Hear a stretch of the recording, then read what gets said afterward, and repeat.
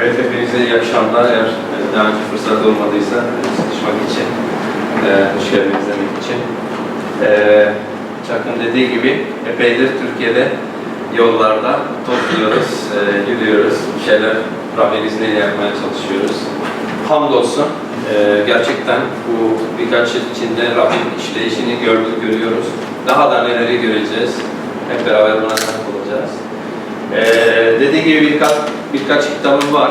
Aslında 15 kitabım var Türkçe'de. İspanyolca'da Türkçeden çevirdiğim bir kitabım var. Yani hepsi Türkçe olarak yazdım. Bir de son olarak ilk defa doğrudan İspanyolca bir kitap yazdım. Bu sefer Türkçe'ye çevirdim. Ondan getirdim ama bugün değil. 5-6 tane var. Yarın getireceğim. Özellikle bugün katılıp da bugün paylaşılanlar hakkında benim soracağım sorulara doğru cevap verene hediye edeceğim. Yani bu durumda biraz da size bir nevi rüşvet şimdiden yapmış olayım ki yarın da gelirsiniz. Çünkü hani biz aramızda kaç kişi olduğumuz çok önemli değil ama özellikle misafirimiz geldiği zaman eğer ilgi görüyorsa ona göre de onun gönlüne daha da yatar anlatacaklarımız. Bu açıdan hem dualarınızı esirgemesiniz iyi olur. Ele alacağımız konu aslında insanın Tanrı'nı derken geniş perspektiften almak lazım. Yani üçlü birlikten söz etmezsek biraz topal kalır konu. O yüzden aslında daha geniş açıdan almak gerekiyor ve kültürümüzde daha çok teslis olarak bilinen konu. Teslis yanlış bir terimdir çünkü üçlük demektir. Biz bir üçlüye inanmıyoruz. Biz bir üçlü birliğe inanıyoruz. Eğer bunu doğru söyleyecek olursak, teslis Arapçadan gelen bir terimdir.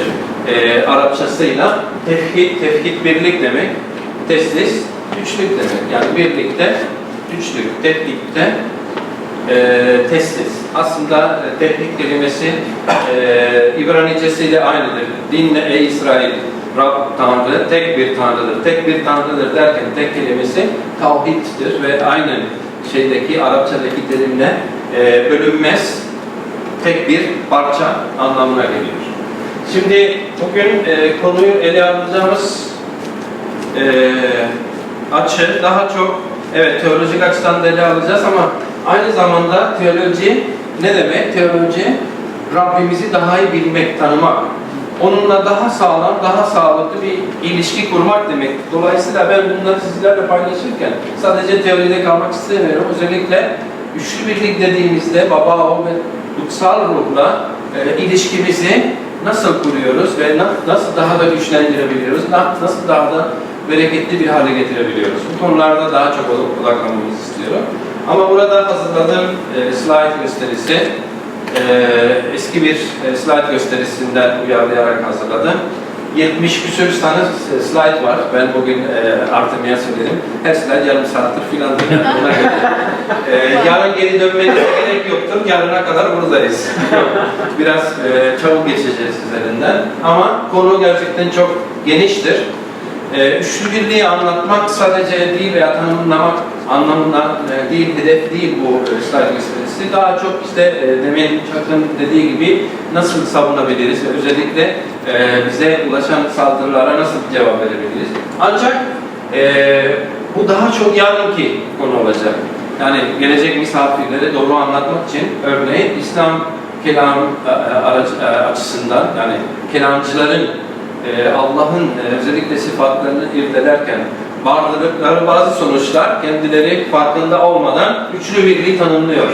Ve halkımız ister istemez konuyla herhangi bir ilgisi yoksa ve bilgisi yoksa dahi çocukluğundan beri duyduğu terimlerle ve aşina olduğu kavramlarla aslında İslam kavramlarıdır. O İslam kavramlarından yola çıkarak aslında üçlü birliğin Türk toplumu için ne kadar mantıklı, basit ve kabul edilir bir gerçek olduğunu hep beraber göreceğiz. Fakat genellikle üçlü birliği anlatmanın bir kişi kiliseme geldiği zaman ve siz nasıl üç Tanrı'ya inanıyorsunuz veya bu üçlü birliğin ne demek veya da siz ne demektir dediği zaman en kolayı Kutsal Kitabın ilk ayetlerini açmaktır. Burada gördüğümüz ayetler ve ilk 3 ayetini okuduğumuz zaman basit bir anlatımla hemen o insanın anlamayacağı bir şey yoktur. Ne okuyoruz? Başlangıçta Tanrı göğü ve yeri yarattı. Yer boştu, yeryüzü şekilleri yoktu. Engin karanlıklarla kaplıydı. Tanrı'nın ruhu suların üzerinde dalgalanıyordu. Tanrı ışık olsun diye söz söyledi. Biraz oradan değiştirdim. Ve ışık oldu. Yani bizim inandığımız üç ayrı Tanrı değil. Bizim inandığımız Tanrı'nın üç özelliği. Bu çok yetersiz bir tanımdır. Hatta hatalı bir tanım diyebiliriz ama halkın anlayacağı dilde nasıl bir şey bu? Tanrı kendisi her şeyi yarattığı, yoktan var ettiğine inanıyoruz. O cephleriyle, özüyle evreni yarattı, yoktan yarattı. Ruhuyla şekil verdi ve kelamıyla var etti canlıları, yeryüzündeki bütün varlıkları. Yani aslında İslamiyet'in bir eleştiri olarak Maide suresinde söylediğinin bizim inandığımız üçlü birlikle bir ilgisi olmadığını anlatmak lazım. Ne diyor orada? Allah üçün üçüncüsü değildir. Biz diyoruz ki amin. Tabii ki Allah üçün üçüncüsü değildir. Allah tektir. Sadece üç özellikle kendini ifade ediyor, kendini ortaya koyuyor, kendini belli ediyor. Şimdi başta dediğim gibi biz üçlü birlikle nasıl bir ilişki kuruyoruz? Yani üçlü birliğe inanmak sadece iman ikrarlarımızda veya kilisemizin iman temellerinde bir ifade olarak, teolojik bir ifade olarak yer alması için bir inanç değildir. Bu özellikle bizim ruhsal hayatımızı beslemek için Tanrı'nın 2000 yıl önce derken unutmayalım, 5000 yıl öncesinde başladı insanlara kendini anlatmaya ama o ilk 3000 yılda fazla bu konulara girmedi, belki kavrayamayız diye. Ama 2000 yıl önce özellikle onunla daha da yakın bir ilişkiye sahip olabilmemiz için bizlere ve tarih boyunca gelmiş geçmiş bütün insanlara bundan sonra gelecek olanları açıkladı. Örnek vermek gerekirse Korintler'de, 2. Korintler'de şu ayeti görüyoruz değil mi? Rab İsa Mesih'in lütfu, Tanrı'nın sevgisi ve kutsal ruhun paydaşlığı hepinizle birlikte olsun. 2. Korintler'de. Burada ne görüyoruz? Rab İsa'yı görüyoruz bir taraftan. Başka ne görüyoruz? Tanrı'yı görüyoruz, Baba'yı görüyoruz. Kutsal kitapta Tanrı kelimesi tek başına geçtiğinde bir belirtisi de olmadan Baba'dan bahsediyor. Bir de kutsal ruh görüyoruz. Fakat burada aslında kendileri bizlere yönelik yaklaşımının ne olduğunu burada görüyoruz. Çünkü Rab İsa özellikle Rabbin lütfunu, tanrısal lütfu idare ediyor bizler için. Baba ise daha çok sevgiyle, Tanrı bizi o kadar çok sevdi. Aslında İsa da sevgidir ama kutsal kitap sevgiden bahsettiği zaman daha çok babanın sevgisi. Çünkü biricik kelamını feda eden kim oldu? Babanın kendisi. Bunun olabilmesi için ta ezelden beri plan yapan, biz kendisine karşı düşman olduğumuz halde bizlere kucak açan kim oldu?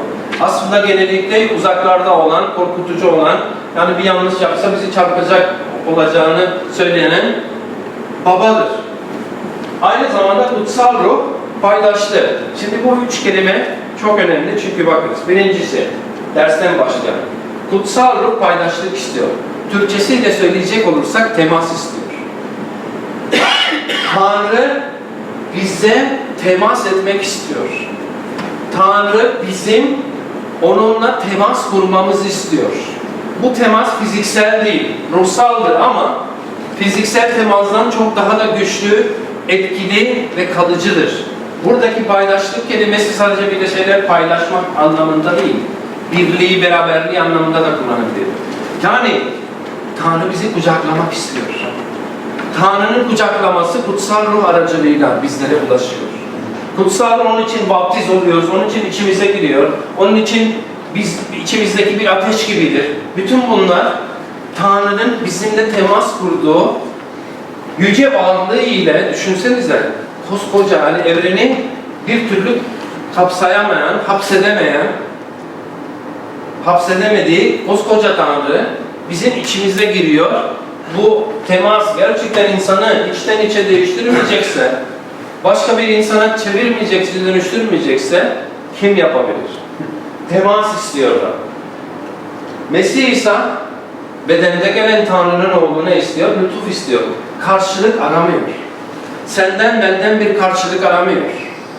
Sana bana her şeyini vermek istiyor. Verirken de koşullar öne sürmüyor. Şartlar koşmuyor.